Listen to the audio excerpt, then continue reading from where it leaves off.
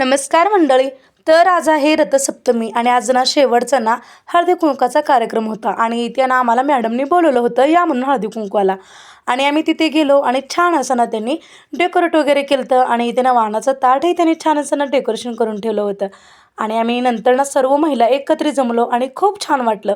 आणि नंतर ना मॅडमने ना इथे आम्हाला ना वाण वगैरे देत होते आणि हळदी कुंकू वगैरे लावलं आणि छान वाटलं बरं का. आणि सर्व महिला एकत्रित जमल्यावरती तुम्हाला तर माहितीच आहे की महिलांचा ना गप्पा-टप्पा खूप रंगतात.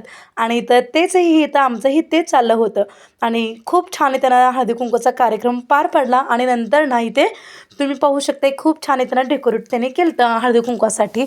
आणि नंतर इथे ना आमचा सर्व हळदी-कुंकवाचा कार्यक्रम झाल्यानंतर ना उखाण्याचा कार्यक्रम चालू होता.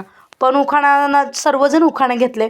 पण मला आवाज तोच ठेवायचा होता. पण मॅडमच्या मुलांनी ना सॉन्ग लावलं होतं जोरात, म्हणून तो मला आवाज म्यूट करावा लागला. आणि इथे सर्वांनी ना आम्ही खूप छान इथे ना उखाणा घेतलो आणि नंतर ना इथे माझ्यावरती नंबर आला. तर मी इथं उखाणं घेतलं आणि छान वाटलं बरं का. एक म्हणजे एक आनंदच वेगळा असतो बरं का, आपण महिला मंडळ एकत्रित जमल्यानंतर.